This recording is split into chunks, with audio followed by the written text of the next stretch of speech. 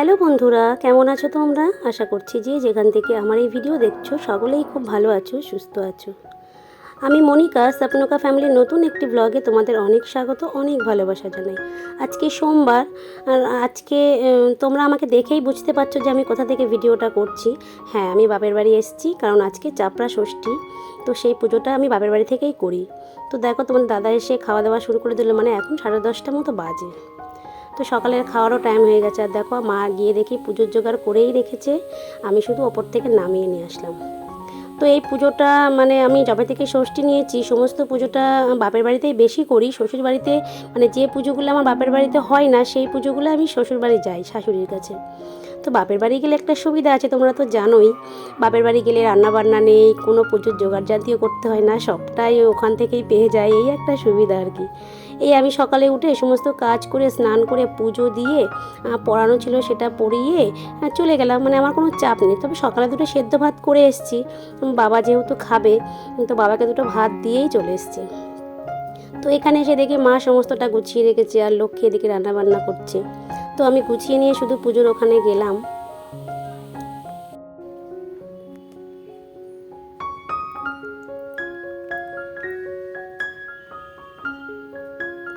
গিয়ে দেখি ব্রাহ্মণ চলে এসছে, মোটামুটি পুজোয় বসেও গেছে।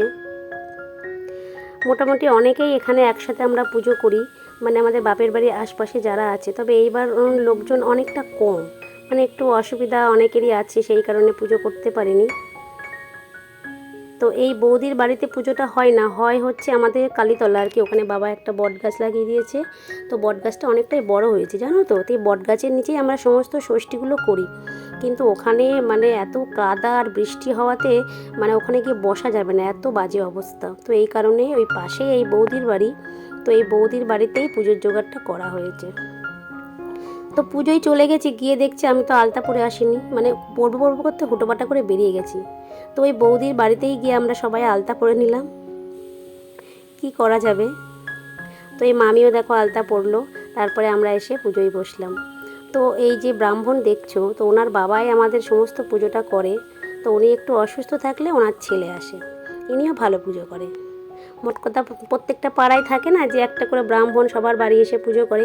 তো এই ব্রাহ্মণ আর এনার বাবা আর ইনি হচ্ছে মানে আমাদের পাড়ায় যাবতীয় যা পুজো টুজো ওনারাই করে।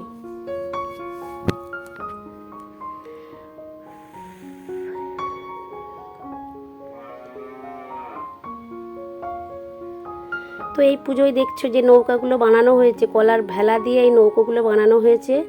এগুলো আবার পুজো করে, মানে এই চাপড়া ষষ্ঠীটা হয় দুর্গাপুজোর আগেই, মানে বর্ষাকাল শেষে যখন বৃষ্টি হয়ে নদী নালা সব ভরে যায়, ঠিক সেই সময় না এই পুজোটা হয়।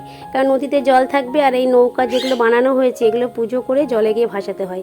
মানে আমরা ছোট থেকেই দেখে আসছি, মানে প্রচুর জল যখন মাঠে ঘাটে ভরে যায় সেই সময় এই পুজোটা হয়, আর আমরা এই নৌকো ভাসানোর জন্য খুব ব্যস্ত থাকি। মানে খুব মজা হয়, নৌকো নিয়ে সাঁতার কেটে কেটে অনেকটা চলে যেতাম। মানে ছেলেবেলার সেই দিনগুলো খুব মনে পড়ে জানো তো, খুব ভালো একটা সময় কাটতো। মানে কবে এই পুজোটা আসবে, মা করবে, আর আমরা এই নৌকোগুলো ভাসাবো। তো আমার ছেলেও খুব বায়না করে রেখেছে, মা আমি স্কুল থেকে আসবো তারপরে নৌকা ভাসাবে। এবার জানি না ও কখন, মানে ততক্ষণে পুজো হয়ে যদি সবাই ভাসিয়ে দেয়, এবার আমি তো আর একটা নৌকা রেখে দিতে পারবো না, এই কারণে টেনশান করছি। তো ছেলের আজকে স্কুলে পরীক্ষা শুরু 9 তারিখ থেকে, তোমরা সবাই জানো। তো স্কুলে গেছে, তো কখন আসবে, যদি স্কুল পরীক্ষা না থাকতো তাহলে হয়তো ওকে আর পাঠাতাম না, কেন ওরও খুব শখ এই নৌকা ভাসাবে। তো এই কারণে আমার মাও বসে আছে দেখো, আর এই যে পাশের বাড়ির বৌদি, সবাই একটু আমরা ছবি টবি তুলছি। তো এখন দেখো পুজো মোটামুটি শেষ। তো এই নৌকাগুলো যখন নিয়ে যেতে হবে তখন প্রত্যেকটা ওই ভেলাতে একটা করে ধূপকাঠি গেঁথে দিতে হয়। তো সেটাই সবাই করছে, ধূপকাঠি গেঁথে দিচ্ছে। কিন্তু ছেলের জন্য বোধহয় আর অপেক্ষা করা গেল না, ছেলে এসে আমার খুব কান্নাকাটি করবে।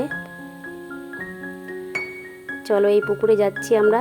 পুকুরটা খুব জঙ্গলের মধ্যে দিয়ে, জানো তো, মানে আমি তো সেটাই বলছি, ছেলে আসেনি হয়তো একদিকে ভালোই হয়েছে, যেমন কাদা তেমনি জঙ্গল, আর এখানে নাকি জোকও আছে শুনলাম, খুবই ভয় লাগছে যেতে। কিন্তু কিছু করার নেই, আশপাশে না সেরকম পুকুর নেই, মানে যা ছিল একটু দূরে দূরে। আর এই পাশটা দিয়ে সেই বাবাজির মন্দির হওয়ার পরে পাঁচিল উঠে গেছে, আমাদের এই দিকের পুকুরে আর আসা যায় না।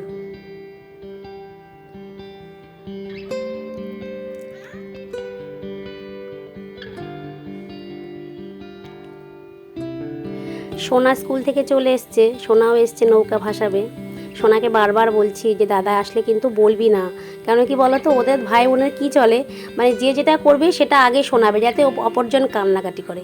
তো আমি বলছি দাদাকে তুই প্লিজ বলিস না যে আমি নৌকা ভাসি, তো দাদা খুব কান্নাকাটি করবে।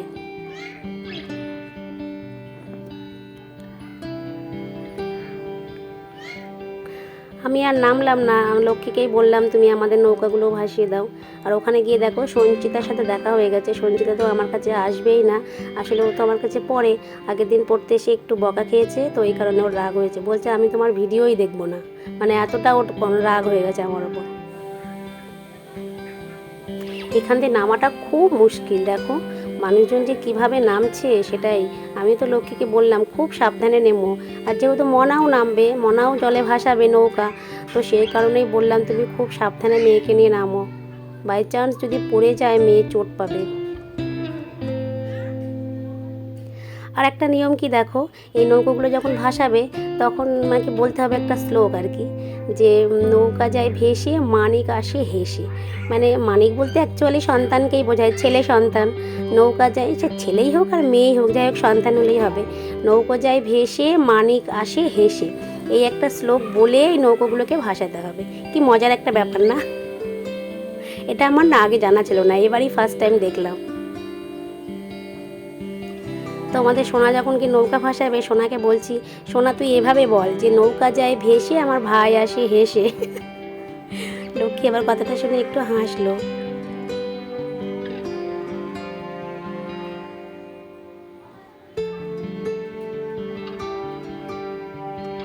দেখো সোনা গেছে, সোনা তো স্কুল থেকে এসে প্রচণ্ড হুটোপাটা আমি নৌকা ভাসাবো, কিন্তু ঈশানী শুধু পারলো না, আসলে সোনা চলে আসে 11:30টায়, আর ঈশানীর আসতে সময় লেগে যায় 1:45, যে কারণে অপেক্ষা তো আর করা যাবে না। কিন্তু এই ভিডিওটাও আমার ছেলেকে দেখালেও হবে না, আমি লুকিয়ে লুকিয়ে রেখেছি জানো তো, যাতে ও এসে না দেখে।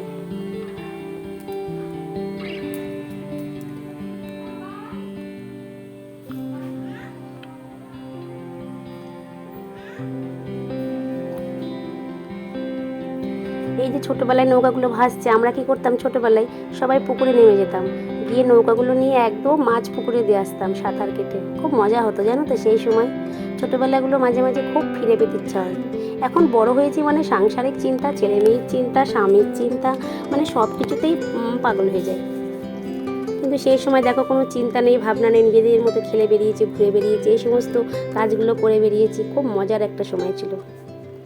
কেউ যদি বলে তুমি কোন সময়টা ফিরে পেতে চাও, তুমি যদি পিছিয়ে যেতে পারো, তো সবাই একই কথা বলবে যে আমরা ছোটোবেলাটাই ফিরে পেতে চাই।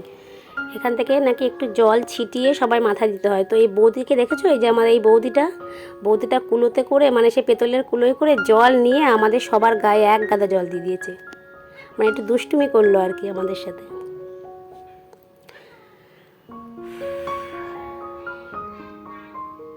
তো দেখো নৌকা ভাসিয়ে আমরা চলে আসছি, একদম জঙ্গলের মধ্যে দিয়ে রাস্তা।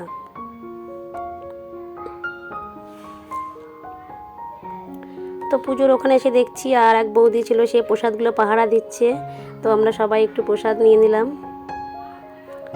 সকাল থেকে উপোস করে আছি, আজকে শরীরটা ভালো নেই জানো তো, মানে খুব দুর্বল, মানে এখন আর উপোস করে থাকতেই পারি না, খুব কষ্ট হয়। যাই হোক প্রসাদটা খেয়ে একটু জল খেলাম। তো বাড়ি এসে আবার একটা নিয়ম আছে, মানে এই যে দেখছো চালের গুঁড়ি দিয়ে এরকম সেই ধাবড়ি বলে, এগুলোকে 7টা ধাবড়ি খেতে হয় লবণ ছাড়া। তো এসে দেখছি মা বানাচ্ছে, তো এটা খেয়েই জল খেতে হবে, এটাই নিয়ম এই পুজোর। আজকে রান্নাটাও কমপ্লিট হয়নি, সকালে লক্ষ্মী মোটামুটি কাটাকুটি করে কপি টপি সব সেদ্ধ করে আমরা পুজোর ওখানে গেছি, তো লক্ষ্মী এসে রান্নাটাও চাপিয়ে দিয়েছে। আর এদিকে আমার ছেলে স্কুল থেকে এসে দেখো, স্কুল থেকে এসে ওকে প্রসাদ দিলাম, বললাম নৌকা ভাসাতে পারিনি, খুব বৃষ্টি হচ্ছিলো, ব্রাহ্মণ মশাই সব নৌকা নিয়ে চলে গেছে, ব্যাস ওকে এটুকুনি বুঝিয়ে রাখলাম, কিছু করার নেই, নাহলে কান্নাকাটি করে আমাকে পাগল করে দেবে। তো মামার বাড়িতেও সাইকেলটা থাকে, তো এসে দেখছে নোংরা, তো সাইকেলটাই পরিষ্কার করলো। তারপরে বিকালে দেখো বাড়ি চলে গেছিলাম, বাড়ি থেকে আবার ছেলেকে পড়তে পাঠিয়ে একটু লক্ষ্মীর পার্লারে আসলাম। লক্ষ্মীকে বললাম তোমার পার্লারে একটু যাব, একটু সময় কাটানো এই আর কি।